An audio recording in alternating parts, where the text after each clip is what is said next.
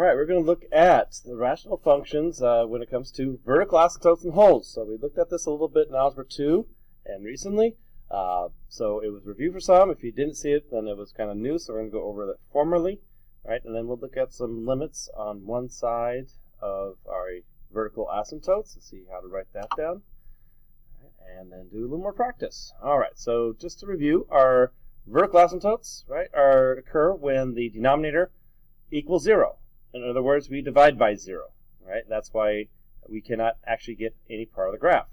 And we also have these other graphing anomalies called holes, which where you had not only a 0 on the bottom, but also a 0 on the top that match. Those factors are the same and they cancel out. Right? So for instance, on the vertical asymptote here, right, since the x equals 2 gives us undefined, right, that's why we have this right here, because the graph can never actually equal this value anywhere, right? So it approaches it both from the left and the right, right, but it'll never actually equal it. And we also have our horizontal asymptote of 1 because these have the same degree, so it's just the ratio, which is 1 over 1, so we also have the horizontal as well. And then we have the other anomaly called the hole, or point discontinuity. It's a fancy way of saying that. And that occurs when you have the same factor on the top and bottoms. And so instead of having a vertical asymptote of 3, since we have the same factor on the top, we actually get a hole. Now be careful on graphing these, because if you put this in the graphing calculator, it will not show up. Right? Same thing on Desmos. So the graphing calculator, GC, and Desmos does not show this, right? So you have to know by looking at it that it exists, and then if you try tracing on the graphing calculator or Desmos, it'll actually leave a blank for graphing calculator. Desmos will actually say undefined once you trace over the function at that value. So you have to go look for it a little bit. All right, so let's just do a little bit more practice with these vertical asymptotes. All right, and see what that looks like, especially when we have a lot going on. Let's see here, where'd it go? Yeah, a lot going on the top and the bottom. All right, so let's look at this. So we can see we have this canceling with this, leaving just 1 on top. All right, so that is going to give us a hole at x equals 4. Right? And then we'll have, from here, we'll have an x minus 5 cancel with one of them on the bottom. So that will cancel with one of them. So we're left with something to divide by 0 here. So we'll have a vertical asymptote, and it's okay to abbreviate with VA, and that's going to be at x equals 5. All right. And next we'll have, let's see, like the same two factors, top and bottom. All right, so that'll give us a hole at x equals 2, or actually negative 2. And also, there's another one here. Those are the same. So also at 3. Then we'll have some cancellation of, let's see, 2 of those will cancel with 2 of these on top, and we'll have x to the 4th. And that will be it. There's not going to be a vertical asymptote here because there's nothing left on the denominator. So just 2 holes at those 2 x locations. And then on the last one here, let's see here, keep it going. We'll have, looks like just this one, x plus 3, canceling out one of them on the top. So we'll have, let's see, like vertical asymptote. Let's do that first. Let's see, no, actually, no. We have the hole at x equals negative 3. And then we'll have vertical asymptotes from here and here. So that's going to be at x equals 0 and at positive 1. All right. So in general, how do we know when we're going to have a vertical asymptote versus when we're going to have a hole? Okay. So for the vertical asymptotes, right, the bottom degree is larger usually, right, or always. Bottom degree is larger than the top. Right, so when that bottom degree is larger, like it was right here, we had a 2 on the bottom, 1 on top, we end up with a vertical asymptote. Right? And for the hole, we have a hole, or point discontinuity. Right? When we have a hole, right, that's when the top degree is bigger, larger,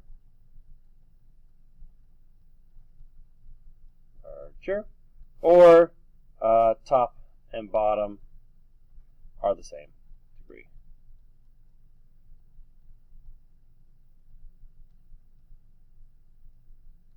All right, so that's just how we figure that out in general.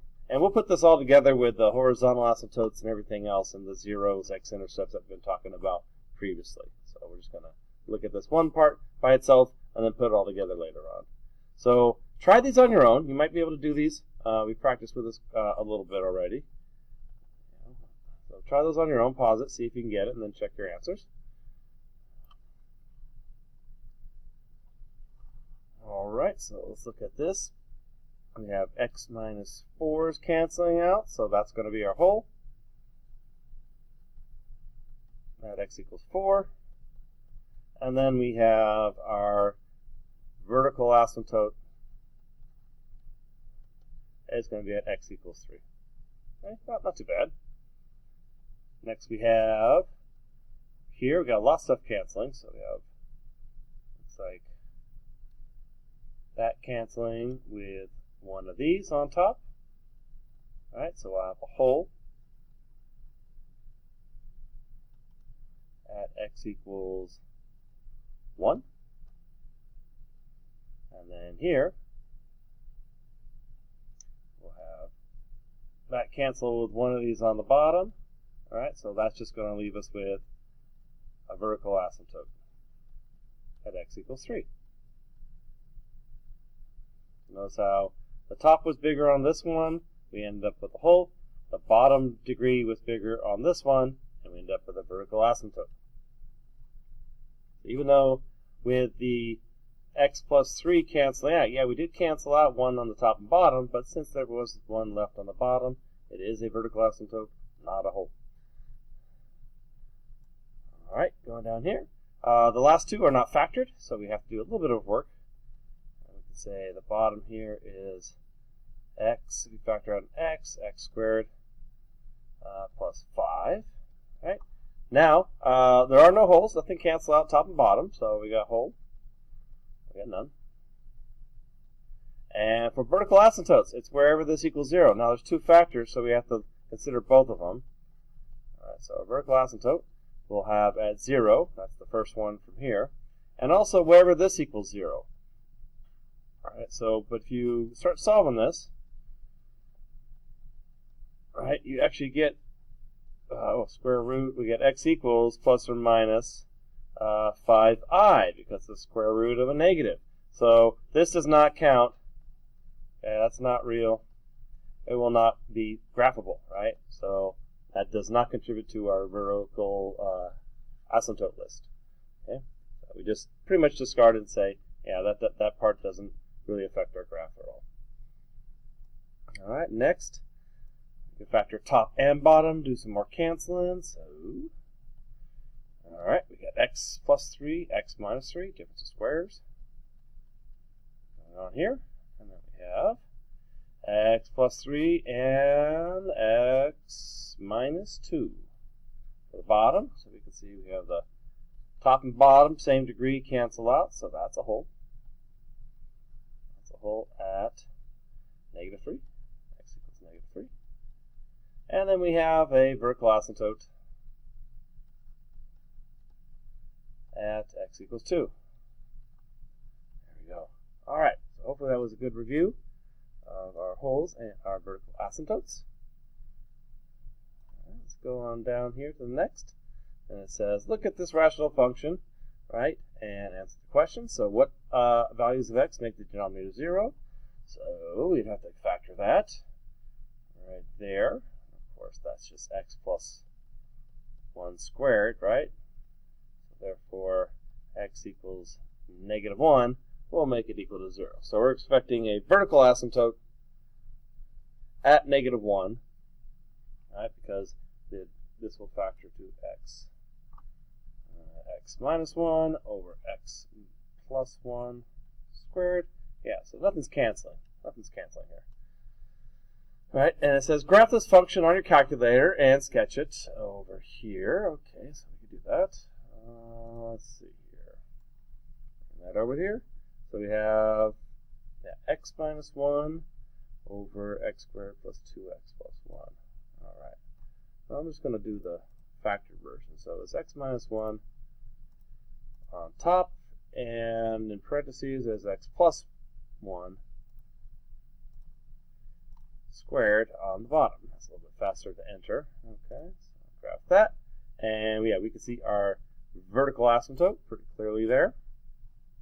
Now, in order to sketch this like they want, let me put this over here. Let's see here.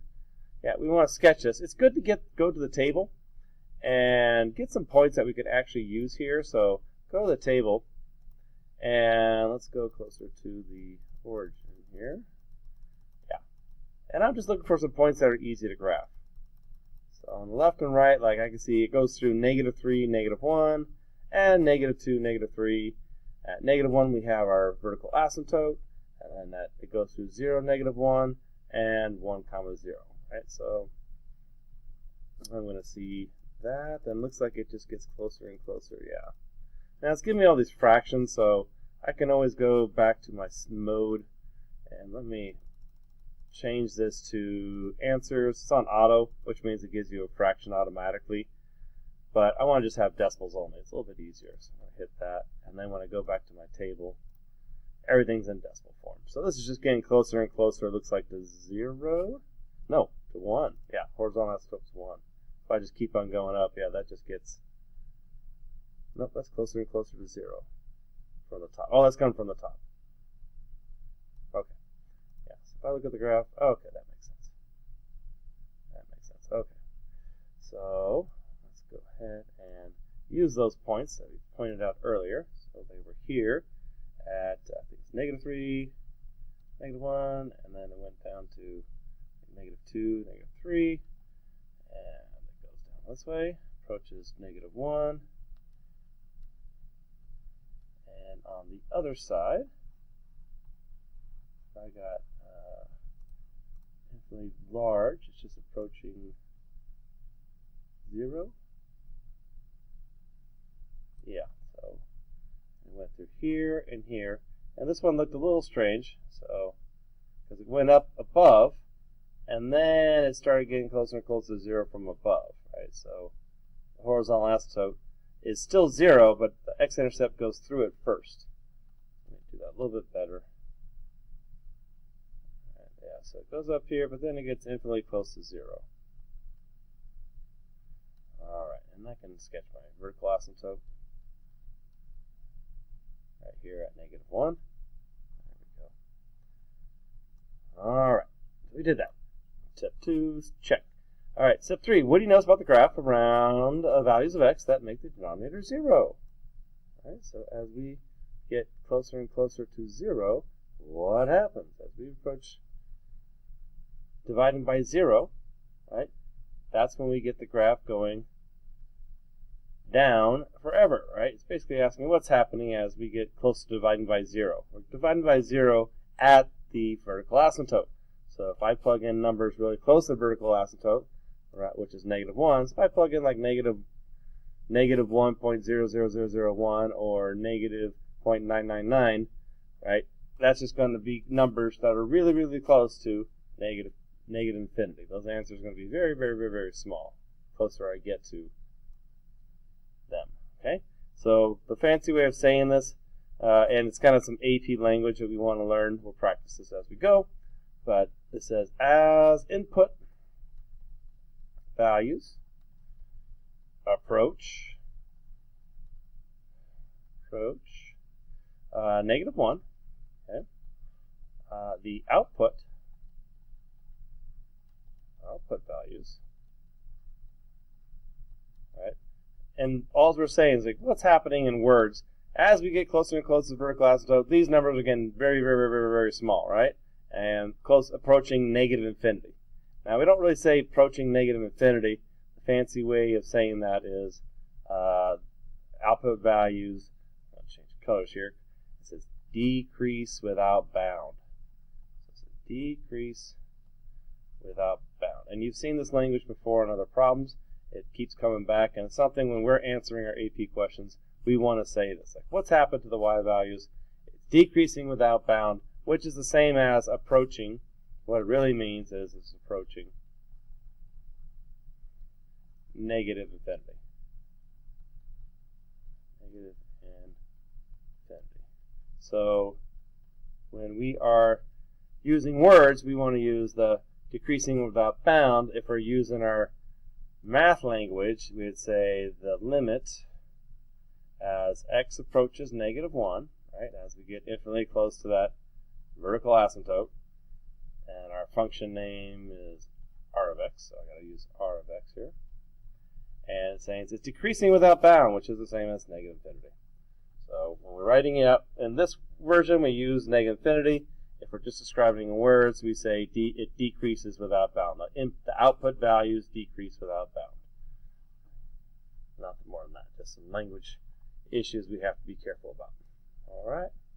Good. Let's move over. Speaking of what we just did, we notice how we approached from the left side. This got infinitely close to negative infinity, or decreased without bound.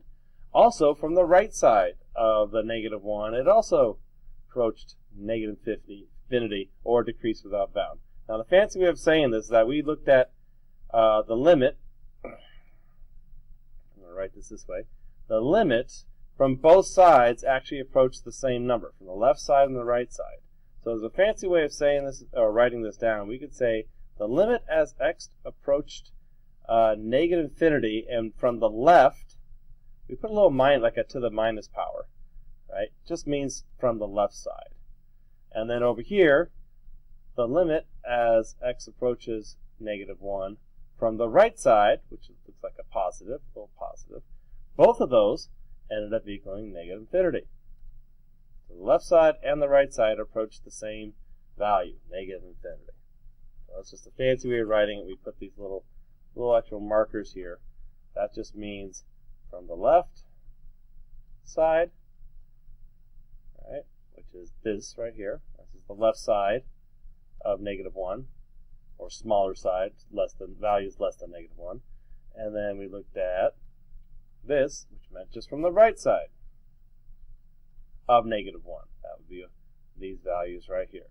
So just a fancy way of notating that, okay?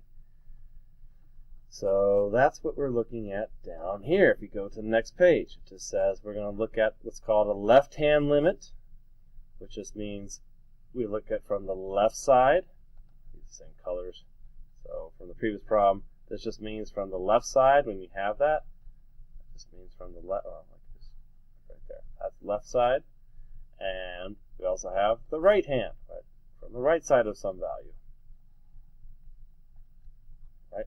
And we use the same language we've been using for all our other limits, and the approaches from the left of f of x is positive or negative infinity, and if it approaches from the right, positive or negative infinity. Okay, it's a lot of language, but we'll get used to using all this down below. Okay. So how can we look at this? All right. So consider the function x squared minus 16 over x squared plus 8x plus 16. Okay, where's the vertical asymptote? Well, I'm going to take a guess, and we're going to do some, let's do some factoring here. Okay, so that's going to be the same as x plus 4, x minus 4. Once again, difference of squares. All right, on the top, on the bottom, looks like we got x plus 4, x plus 4. All right, so it repeats. Call back to what we did earlier. All right, so we got one of them canceling right there, right there. All right, so really we just have x minus 4 over x plus 4. All right, so we're going to have a vertical asymptote. Where's the vertical asymptote? Vertical asymptote is going to be when this is 0, and that's going to be at negative 4. And now we're going to look at, well, what is it approaching from the left side? So these are all the, right here, these are all the, that's the left side. So that's going to be the limit as, let me get this off here. Yeah, let me try this. So all those values are from the left side, or the smaller side, of -4. So that's going to be the limit as x approaches -4, and it's from the left side. So I put a little to the minus. And then I'm going to look at what is this graph doing on the right side. All right, so that's going to be like the limit as x approaches -4 from the right side, positive. And we can plug this into our calculator and get our answers. Let me do that. Bring this back over. Okay, let's see here. Y equals, take that out. Let's put the new one in. We have x -4 and x plus 4. Okay, that should be easy. X -4 over x plus 4.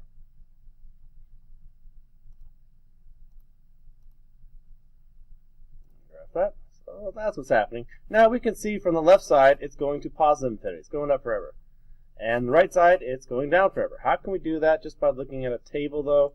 If we had just had a table of values given to you, and the test does do this. Sometimes they give you a graph, but they can give you a table as well, and we have to be able to look at this table and know this is what the graph looks like if we were to plot it out. So if I look at a table, let's see here. I'll go back to my, let's see here. Well, what I'm going to do, since I have to plug in all these different values, what I can do is I go to table set, and the independent value, or the x values, it's on automatic, which means right here, they automatically give you these values. Now those are all high because I was looking at the last problem.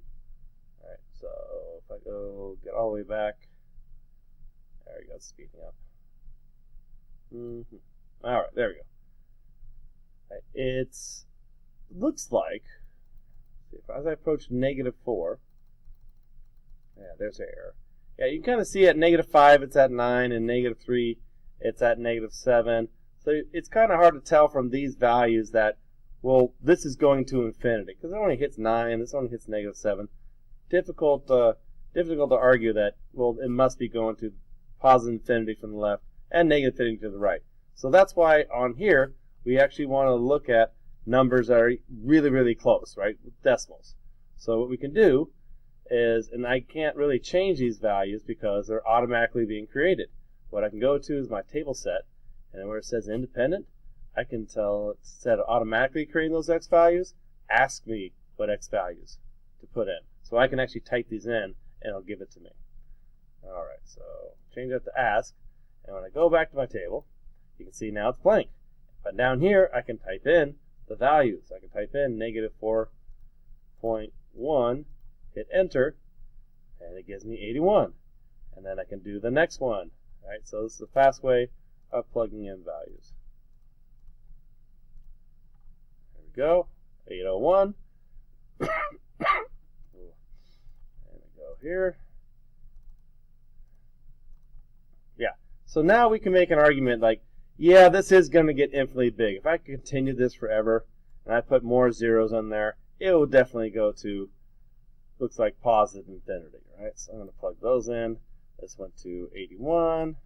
This one to 801, this one to 8,001, next one will be 80,001. You can see I can keep on going.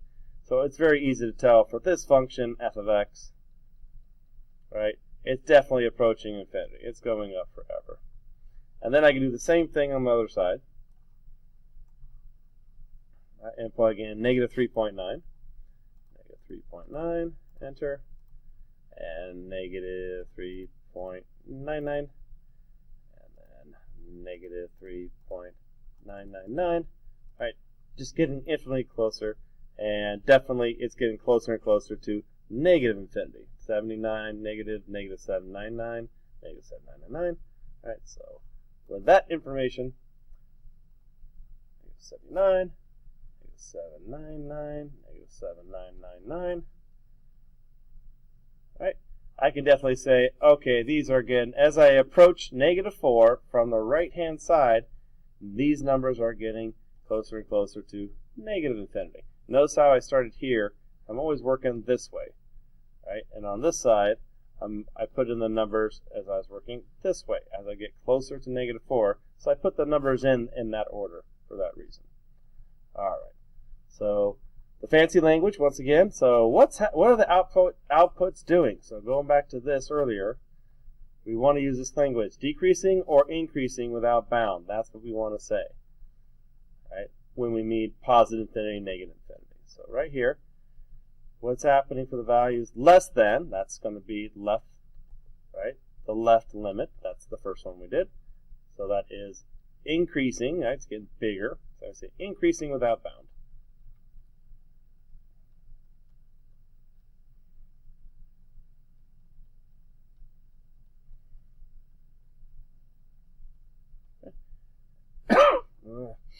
And then we have, for what values is it for -4 from the right-hand side? Near and greater than. Right? For the values near and greater than. Right, that's the right-hand side. Uh-oh. There we go. Right-hand side. Then it is decreasing. They're getting infinitely small. Decreasing without bound.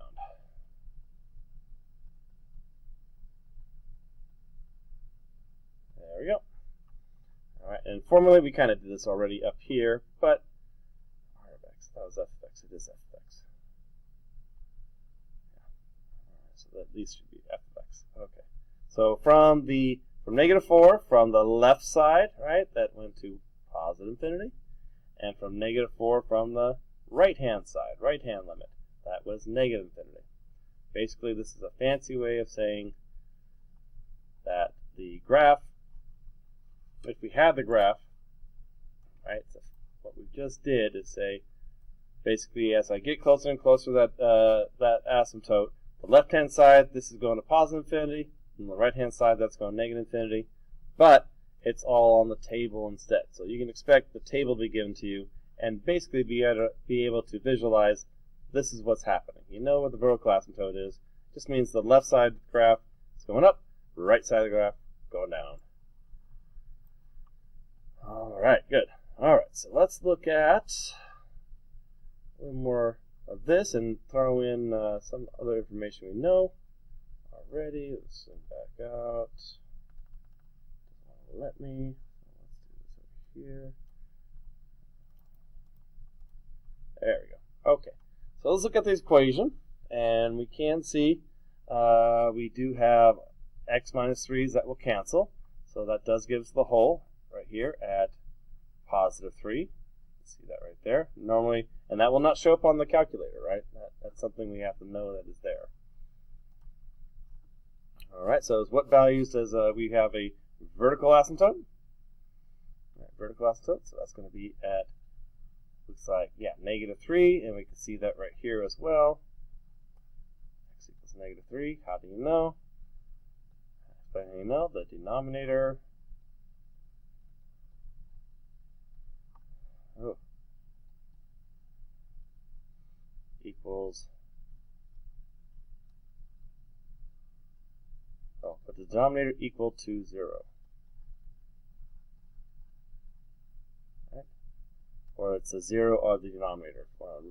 Phrase it that way. Okay. And once again, so as we get near and less than -3, so from the left-hand side, near and less, so they're just saying as we approach our vertical asymptote from the left side, and this is f of x, and the left side of the graph, as I get closer and closer to -3, where is this graph going? Looks like it's going up forever, right? That is the limit notation, but they really just want us to say it's increasing without bound.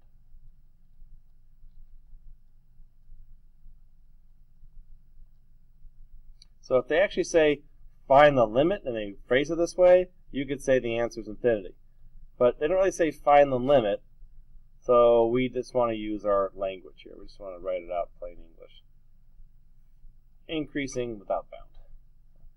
And then, of course, down here, same concept, but if we get near and greater than, so as we approach limit as we approach negative 3 from the right-hand side and get closer and closer to negative 3, this is going down forever. That's decreasing without bound. And it's going towards negative infinity. So this is decreasing without bound.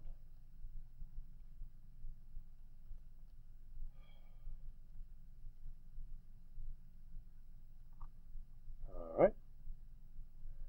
And I already kind of wrote this out, so let's see. I can just write the ones we already did already. So right here, that's what this one is. So it's infinity.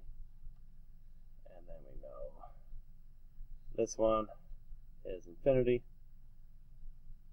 negative. All right. Now it also asks what's happening at negative infinity. So let's look at the other side. So that's saying, well, what's happening as I go to negative infinity?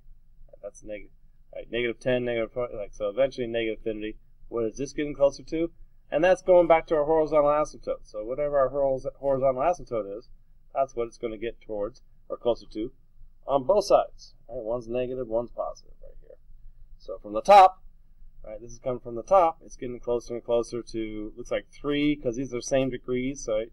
So if I look at this, that's going to be, the top is 3x squared, the bottom top degree would be x squared. So you know the horizontal asymptote is 3. It's getting closer to 3, both on the top and on the bottom. So 3 here, that's what this one graphically looks like. And just to be consistent, if I keep going this way forever, it also gets closer and closer to 3. Alright, so now we're looking at both positive and negative infinity, but also at the value of the vertical asymptote. So that's what's special about this value, and why it's not infinity anymore is because we're looking at the vertical asymptote. What's doing it there as well. Okay, so let's practice this just a little bit. Alright, so let's consider this function, x minus 5 times x plus 2 over x minus 1. We'll definitely have a vertical asymptote right here at x equals 1, and it's asking us to see, well, what happens as x approaches 1. So as x approaches this vertical asymptote, what's the left side of the graph and the right side of the graph doing?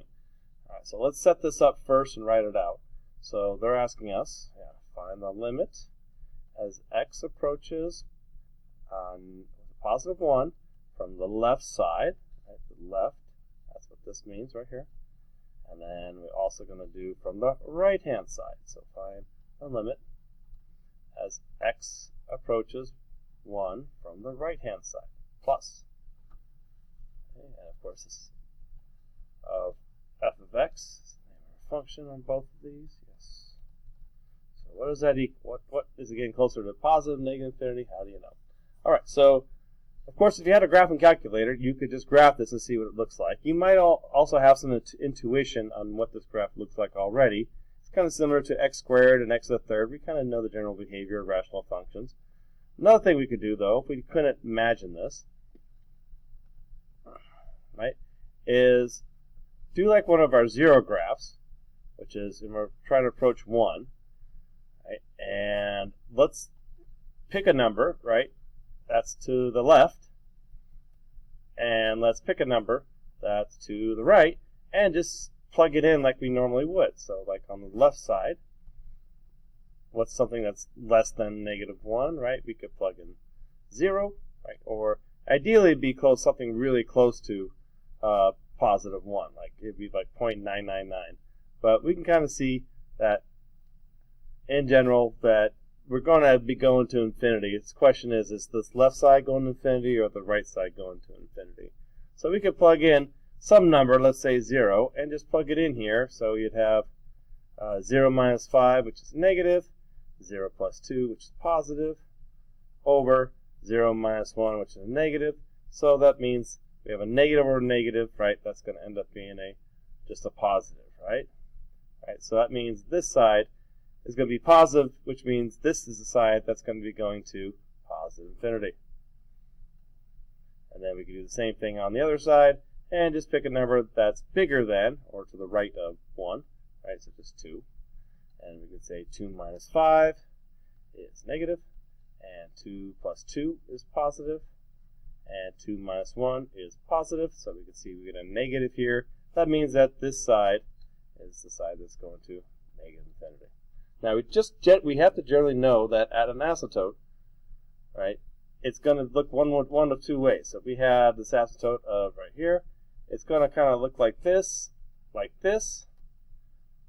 Or both sides are going to go up, or both sides are going to go down.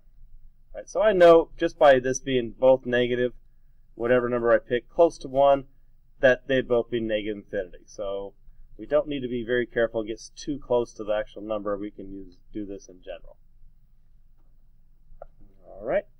Now, the next one, let's see here. We have something canceling out, which is, right, so that means we have a whole at positive 1.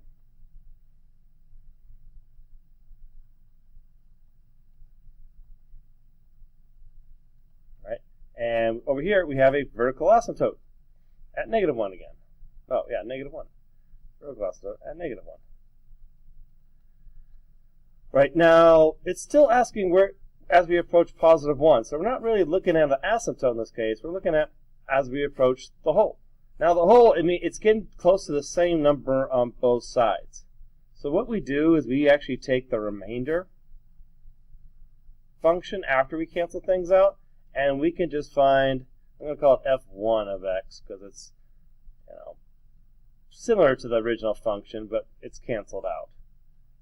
Right? And find out, plug in our hole, and see what we get. Right? Now, you might be saying, well, how come we didn't just plug in 1 to the original? Well, we would have got divided by 0, this x minus 1. I plug in 1 right here, I'll get 1 minus 1, which is 0, and I'm dividing by 0, it's no good. But if I plug it into the modified version when it's canceled out, which is this, and I plug in 1, I just get 1 plus 3, 1 plus 1. Right? So that's going to be 4 over 2, which is 2.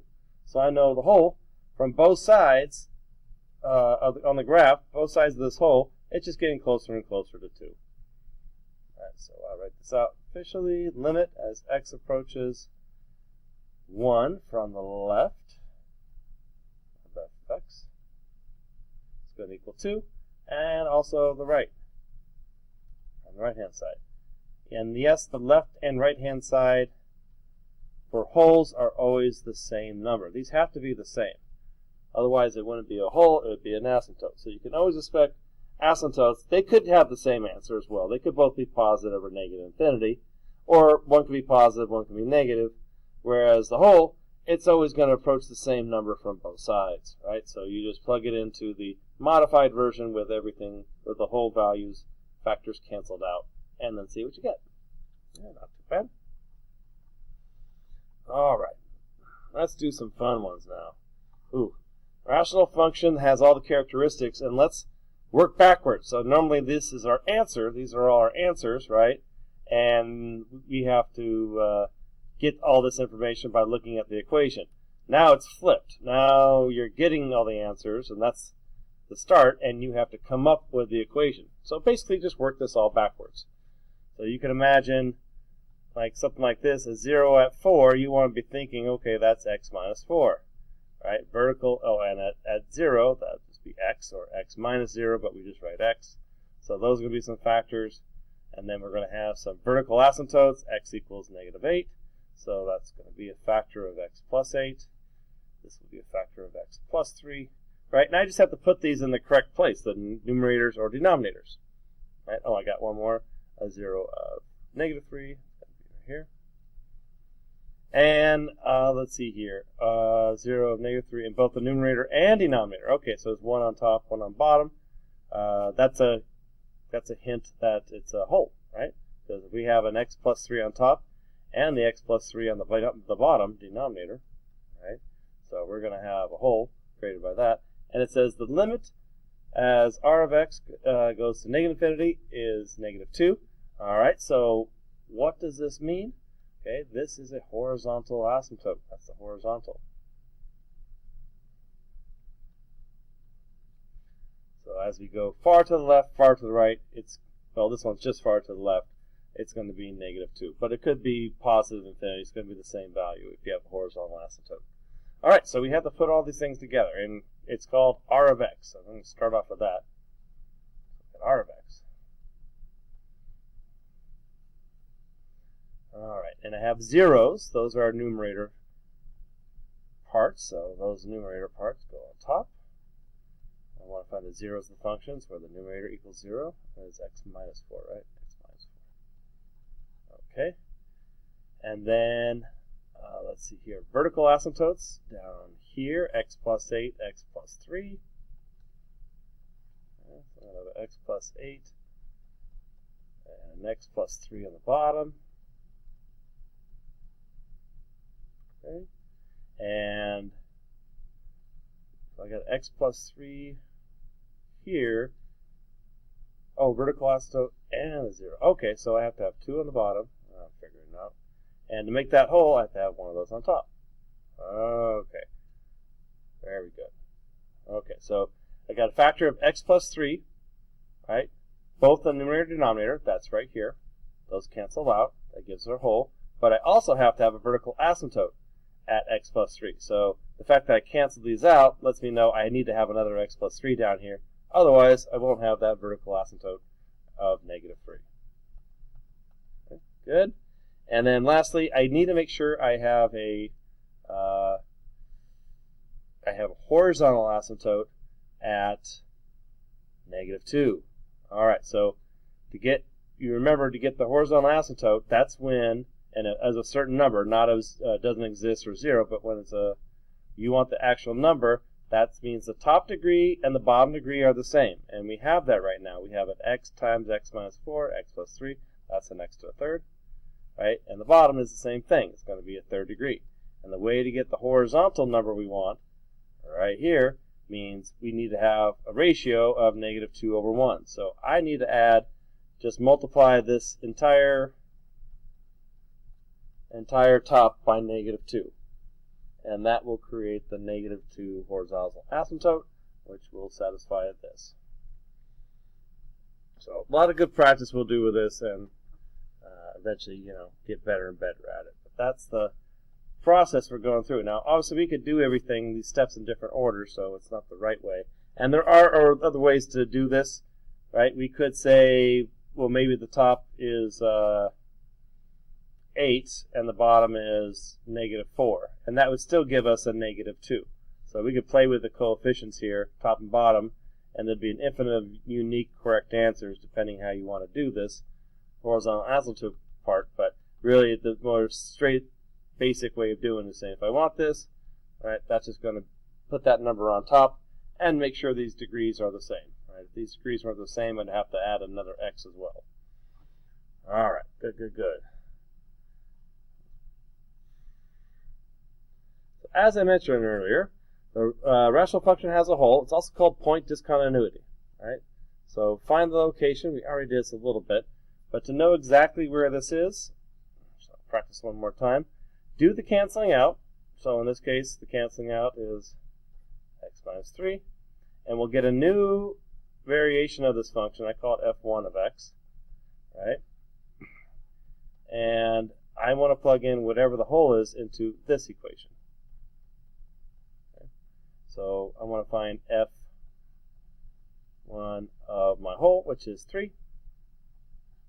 So that's just going to be 2 times 3 minus 1 over 3 minus 2, which will give us an answer of, looks like we have 2 times 2 over 1, which equals 4. So that means my whole generally is located at 3, 4. Right? And that's verifiable right here. I can see at 3, 4. All right. So that's all that really takes. Does this the graph support that? Yeah, of course it does. Yeah, nothing more than that. Okay, so a little summary on the back side here. Gives you what you do first, second, and third in general. Right? But you could do these kind of out of order, and it wouldn't make that big of a deal, except when we're dealing with the the holes versus vertical asymptotes. We have to be careful with that.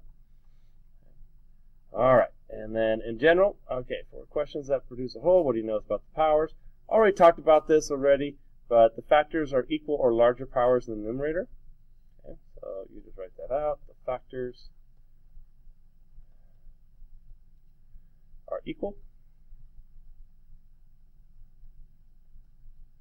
or larger. Powers are in the numerator. And if you have your own wording that you like to use that makes sense, it's easier for you to remember, that's okay too.